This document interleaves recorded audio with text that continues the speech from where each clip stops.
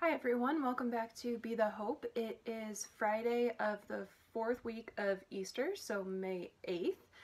And today I wanted to talk to you guys about making decisions. Making decisions is probably my absolute least favorite thing to do. I don't know how many of you are with me, but I absolutely hate making decisions. And for me, I'm talking about like any kind of decision. I'm talking about like what I wear in the morning. I'm talking about what to have for dinner. But I'm also talking about the big, like really life-changing decisions. And when it comes down to those big life-changing decisions, honestly, I'm not sure that I know anyone who really does like making those decisions. Some of us are better at it than others, and some of us like taking charge, but I don't really know anyone who like really likes making decisions. So I'm super grateful for what Jesus says in the gospel today. He says, "I am the way, the truth, and the life." And then Thomas is really honest with Jesus and he's like, "Well, we don't know where you're going, so how are we supposed to know the way? Because Jesus says, you will know the way." And Thomas is really confused. So then that's when Jesus says, "I am the way and the truth and the life."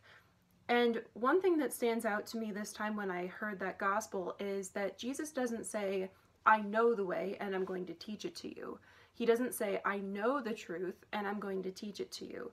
He doesn't say, "I know," or "I have the life and I'm going to give it to you." He says, "I am the way, I am the truth, and I am the life." And that makes me rethink what I do or what my process is when I'm trying to make a decision.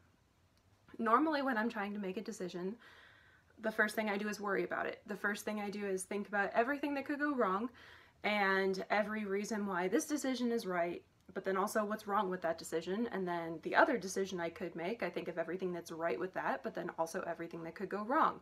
So I run it through my brain. I think about it. And then I'm like, okay, so what would Jesus do? Which is good. That's good to think about what Jesus would do. You know, that WWJD thing that we all grew up with, right? What would Jesus do?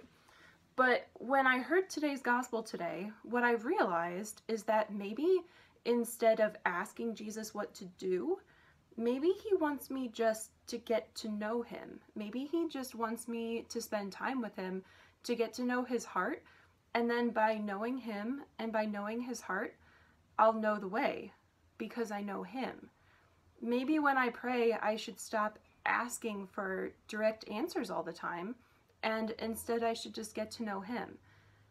Again, it's not that asking Jesus for answers or asking him for direction is bad, but I realize that if he is the way, if he is the truth, and if he is the life, then maybe I would be less anxious. Maybe I would find more peace if I was to simply get to know Jesus, just to sit in prayer and to get to know him and his heart. And then I would just know. I would know what to do because I know him. So that's kind of the challenge for all of us today, I think. That's a little bit of encouragement, a little bit of hope, and a little bit of a challenge for each of us. That when we have a decision to make, when we're not sure what to do, when we're not sure where to go, maybe all the Lord is calling us to do is to get to know him and to get to know his heart. And then we will know the way, we will know the truth, and we will know the life, and we will know what to do. Remember also that God doesn't just want you to do certain things. He doesn't care ultimately as much about what you do as he cares about who you are. And obviously what you do feeds into who you are, so it does matter. But ultimately what really matters is who you are.